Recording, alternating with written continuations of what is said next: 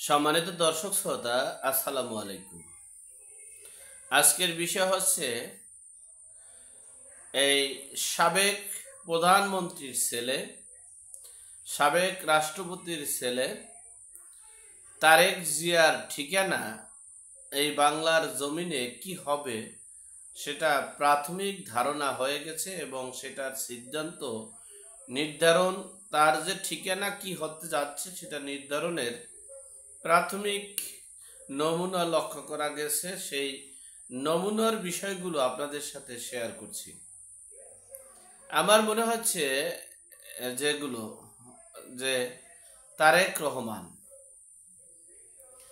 দেখেন, পৃথিবীর ইতিহাসে কোনো ব্যক্তি আছে কিনা আমার জানা নেই, কোনো সন্তান আছে কিনা আমার জানা নেই যে তার বাবার হত্যার বিচার চায় না। আপনার আমার কারো জানা না থাকলেও বাঙালি জানে তারেক জিয়া সেটা চায় না।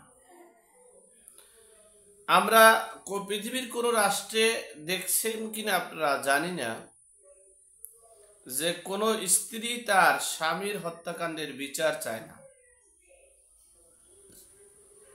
একমাত্র বেগম খালেদা জিয়াই সেটা করেছেন। যাই হোক, 5ই আগস্টের পর আপনারা গণমাধ্যমে অনেক বিশ্লেষক, আলোচক, জ্ঞানী গুণীদের ভাষায় কথায় শুনেছেন যে তারেক জিয়ার রাজনীতি অনেক ম্যাচুরেট হয়েছে, তিনি অনেক দূরদর্শী সম্পন্ন ব্যক্তি। আমি বলতেছি তার এক বিন্দুও রাজনীতির কোনো দূরদর্শিতা নেই। হয়তোবা আমাকে বকাঝকা তিনি আপনারা দিতে পারেন, আমি প্রমাণ করে দিচ্ছি। শোনেন, বিড়াল, কুকুর আছে, যত বন্য প্রাণী আছে, আপনারা আমার একটা ভিডিও দেখেছেন আপনারা যে আমার পিছনে একটা বিড়াল ছিল। আমি একটা বিড়াল পালতাম, তিনি আমার সাথে খাবে, আমার সাথে ঘুমাবে, আমার সাথে বিছনায় থাকবে। গত 2-3 দিন যাবত সে বাসায় আসে সন্ধ্যার পরে। সারাদিন কোথায় থাকে কি করে বলা যায় না, কিন্তু বিড়ালটার বয়স প্রায় 7-8 মাস, অর্থাৎ বাচ্চা ছোট থেকে লালন পালন করেছে। বুঝাতে সক্ষম হইতে পারছি কিনা জানি না, তিনি যে বন্য প্রাণী, তাকে যত কিছুই আপনি শিখান না কেন সে শিখবে, বুঝবে, সবকিছু ঠিক আছে, কিন্তু তিনি যে বন্য প্রাণী, অর্থাৎ তিনি যে জানোয়ার, সে আচরণ তার কাছে থেকে যাবে। আপনারা হয়তোবা কথাটা শুনলে বললেন এভাবে বললেন কেন, ভুল মানে আপনাদের কাছ থেকে ক্ষমা চেয়ে নিন, বুঝানোর স্বার্থে বলছি। তারেক জিয়া তিনি লন্ডনে থেকে ও দেশের মানুষের কালচার, সভ্য সবকিছু শিখে গেছে, কিন্তু তার যে জন্মভূমি বাংলাদেশ, তার বাবা যে জিয়াউর রহমান, তার মা যে খালেদা জিয়া, সেই অভ্যাস কিন্তু পৃথিবীর যে প্রান্তেই যাক না কেন, ভাষা চেঞ্জ হবে, জামা কাপড় চেঞ্জ হবে, স্ট্যাটাস চেঞ্জ হবে, বাট কালচার, খাজুর গাছের গোড়া দিয়া কখনো কলা গাছ হয় না। যাই হোক, খুব সুন্দর সুন্দর বক্তব্য 5ই আগস্টের পর আপনারা শুনতে পেরেছেন। এই বাংলার জমিনে 5ই আগস্টের পর যদি তারেক জিয়া রাজনীতিবিদ হতো, যদি তারেক জিয়া দেশের কথা চিন্তা করত, জনগণের কথা চিন্তা করত, তাহলে 6ই আগস্ট তিনি চলে আসত। বিএনপির বেগম খালেদা জিয়ার একটা শক্তি আছে, একটা গ্রুপ আছে, সেই বেগম খালেদা জিয়ার শক্তি এবং গ্রুপগুলো তারেক জিয়াকে না আসার নির্দেশ পরামর্শ দিচ্ছিল, বিধেয়ী সেই পরামর্শের কারণে এই তারেক জিয়া বাংলাদেশে আসেনি। তাহলে তার রাজনীতির দূরদর্শিতা কোথায় গিয়ে দাঁড়িয়েছে?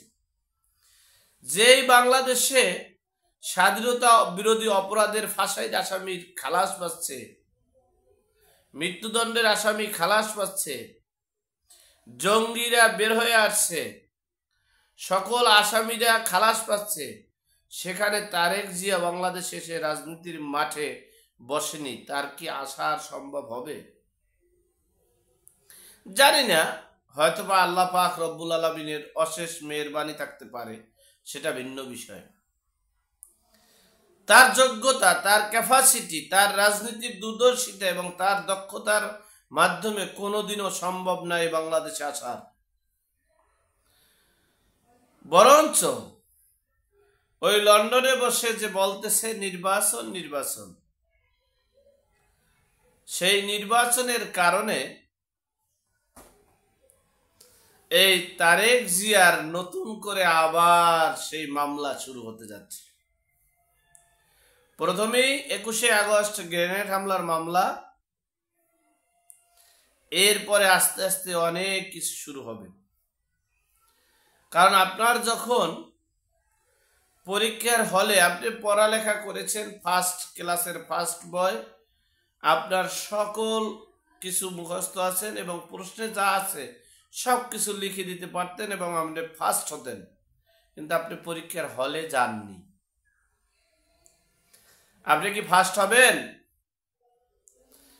এই পরীক্ষার হলে তারেক রহমান 6 আগস্ট না আসার কারণে তিনি ছাত্র হিসেবে, অর্থাৎ রাজনীতিবিদ হিসেবে, পলিটিক্যাল ম্যান হিসেবে, নেতৃত্বদাতা হিসেবে এবং নির্দিষ্ট লক্ষ্য, রাজনীতির নির্দিষ্ট লক্ষ্য হিসেবে তিনি আর গণ্য হলেন না।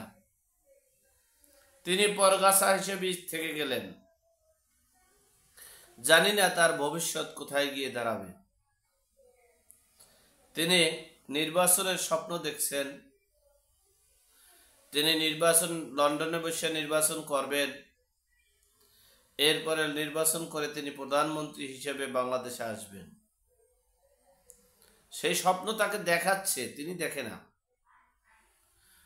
অর্থাৎ তারেক জিয়া যদি বাংলাদেশে আসতো, তাহলে বিএনপির নেতৃত্ব এক স্থানে থাকতো, একটা জায়গায় দাঁড়াতে পারত, একটা সিদ্ধান্ত সঠিক হতো এবং বাংলাদেশের গণজোয়ারে ভেসে যেত। সেখানে না আসার কারণে বিএনপির অস্তিত্ব, রাজনীতির অস্তিত্ব শেষ। এমনকি এই তারেক জিয়ার ভবিষ্যৎটাকে আরো অন্ধকারের দিকে ধাবিত করে দিল এই বিএনপির নীতি নির্ধারকরা। আল্লাহ আমাদের সকলকে সঠিক জ্ঞান দান করার তৌফিক দান করুক, আমিন। আসসালামু আলাইকুম।